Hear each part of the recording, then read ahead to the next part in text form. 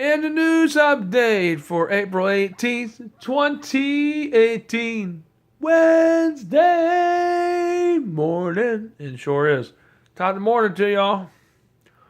Like to say hi to everybody. Like to say hi to Price, Mrs. Price. Like to say hi to the landlord, Janine Brown. Say hi to all the gossipers around here in Harbor Square who are watching our channel. And say hi to lovely HUD. How you doing this morning, guys? Anyway, top of the stories today. We have a plane crash that happened in New York at the LaGuardia Airport, where a girl almost got sucked out a window because the engine blew and it shattered the window. It almost sucked her out, so passengers held her in so she wouldn't get sucked out of the aircraft as it was taking off. It had to land. Uh, we don't think there were any fatalities, but we do know that a few injuries there were reported at the crash today there. Also, 8,000 Starbucks coffee places will close, not permanently, but close, um, due to train their people about race etiquette and about racial training. Because of the two incidences that happened, one in California, Los Angeles, California, and one in Manhattan, New York, at two local Starbucks. Two businessmen went to New York Starbucks, one of the locations there in New York, and tried to use the bathroom. They were denied access to the restrooms because they weren't paying customers. Now, if that was a policy or something, I think that policy needs to be changed because that does sound racial. Just because somebody don't buy something doesn't mean they won't buy something potentially when they come out of the bathroom. And even if they don't buy something, the public restroom should be there accessible for people even if they don't pay. And same thing happened in California where a man went in there to use the restroom and he wasn't a paying customer and he was denied access to. So therefore, that's what's prompted all the training.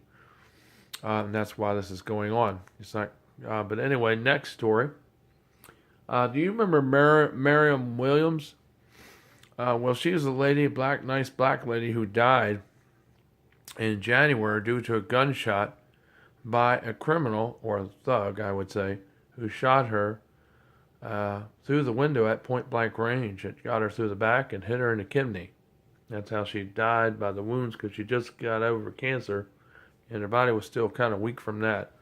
And the bullet and what happened there is kind of what took the girl's life. And the two witnesses that were around died too. One died of natural causes, the other one died. I believe they both died of natural causes too as well. But the weird thing, it's kind of left the case kind of cold, but there's a couple theories that are circling around.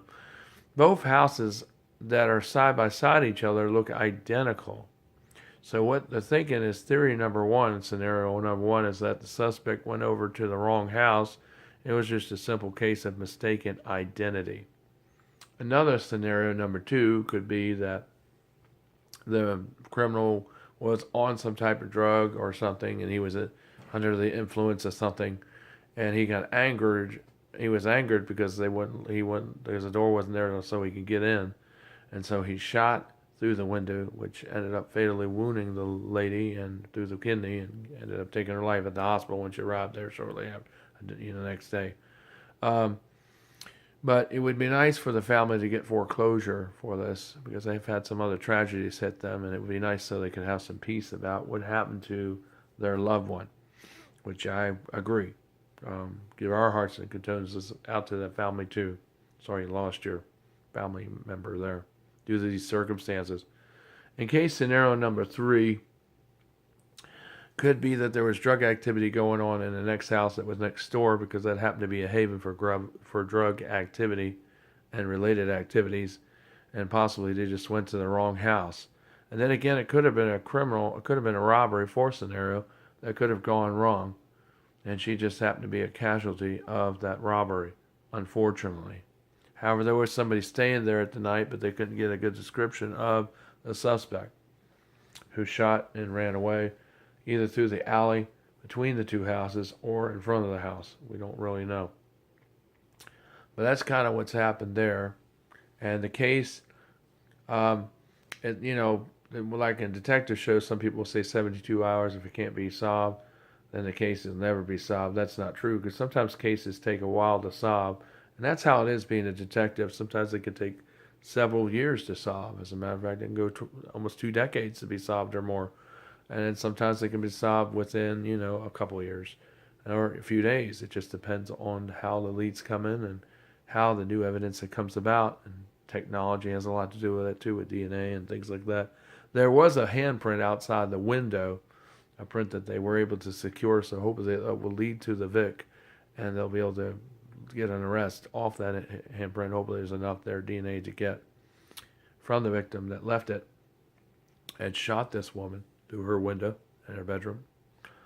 And hopefully they will be able to get him arrested, and or the victim will just be shaken so bad in his heart that he'll come forward for killing this lady innocently.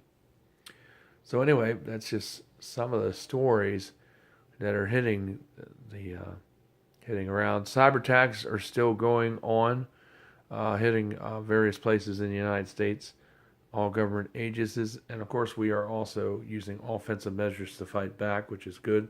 We were able to take out a facility in China, but there's still many more from China where a lot of the cyber stuff has come from, since Russia has partnered with China as an effort to do this massive hacking or attack campaign. Oddly enough, strangely enough. However, there will be a brief conference here in the next week or so with Trump and Putin. We just have to let you know how those details pan out from those talks. And of course, keep it right here. We'll have more In the News updates. This is Michael Sills with In the News Early Morning Edition. Take care. God bless everyone. Love you.